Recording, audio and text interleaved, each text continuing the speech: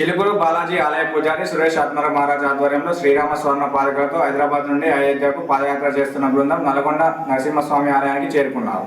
స్వామివారి దర్శనం అనంతరం వారు మాట్లాడుతూ రామరాజ్య స్థాపన ద్వారా భారతదేశాన్ని సుసంపన్నం చేయాలని పిలుపునిచ్చారు.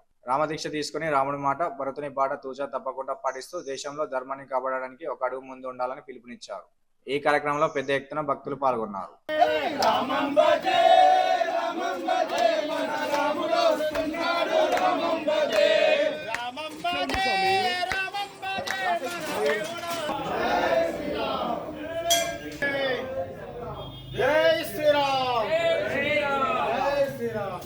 నల్లగొండ లక్ష్మీ నారసింహ దేవతాభ్యో నమో నమః. అందరూ నమస్కారం చేసుకొని చెప్పండి. ఉగ్రం వీరం ఉగ్రం వీరం మహావిష్ణుం జ్వలంతం సర్వతోముఖం నృసింహం నిదానం భద్రం మృత్యోర్వాహవే సహస్రనామ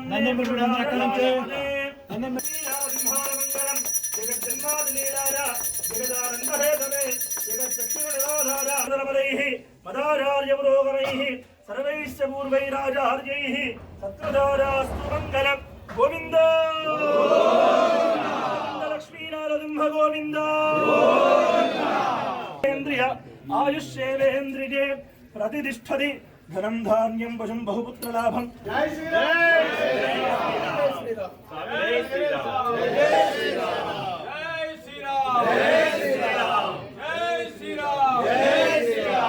నుంచి రామాలయం ఉంది అక్కడ. ఆ సంగం మఠం నుంచి అయోధ్య వరకు పాదయాత్రగా ఈ రామ పాదుకల్ని స్వర్ణ పాదుకల్ని తీసుకెళ్ళాలి. దివ్యమైన సంకల్పం. ఆ సంకల్పం ముఖ్య ఉద్దేశం ఒకటే, రాముడు మనకి ఆత్మలాగా, ప్రతి ఇంటికి పొద్ద కొడుకులాగా, అలాంటి రాముణ్ణి మమేకత్వం చేస్తూ రాముడు చెప్పిన మాట ఏమిటి? నాకు భారతదేశం స్వర్గంతో సమానం అని చెప్పాడు. జననీ జన్మభూమిష్ట స్వర్గాదపి గరీయసి. అలాంటి రామరాజ్య స్థాపన ద్వారా తిరిగి ఈ యొక్క భారతదేశాన్ని సుసంపన్నం చేయాలని అదే పేరుని బ్రాండ్ అంబాసిడర్ గా మార్చుకున్న రామరాజ్యం సంస్థ అద్భుతాలు భవిష్యత్తులో చేయబోతుందని ఈ నరసింహస్వామి సమక్షంలో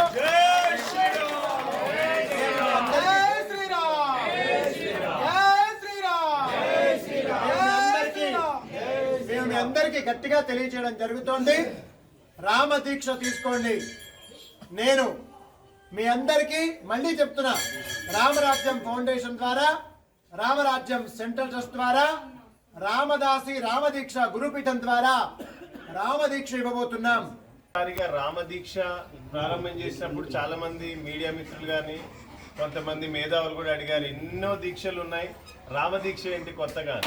ఇందాక గురుగారు చెప్పినట్టు జననీ జన్మభూమిశ్చ స్వర్గాదపి గరీయసి అన్న మాట ఇది రాముడిది. సహజంగా చాలా మంది ఆ సినిమాల్లో చూసి ఇది సినిమా డైలాగ్ అనుకుంటారు, కానీ అది సినిమా డైలాగ్ కాదు. సాక్షాత్ రాముల వారు రావణాసుడిని సంహారం తర్వాత విభీషణుడు ఇక్కడి నుంచే మీరు లంక నుంచి పరిపాలన చేయాలి అని కోరినప్పుడు ఆయన నాకు అయోధ్య అంటే అప్పుడున్న అఖండ భారతే నాకు స్వర్గంతో సమానము అని చెప్పి రాముల వారు సాక్షాత్గా మళ్ళీ వచ్చి పట్టాభిషేకం చేసుకుని అక్కడి నుంచి పరిపాలన మొదలుస్తారు.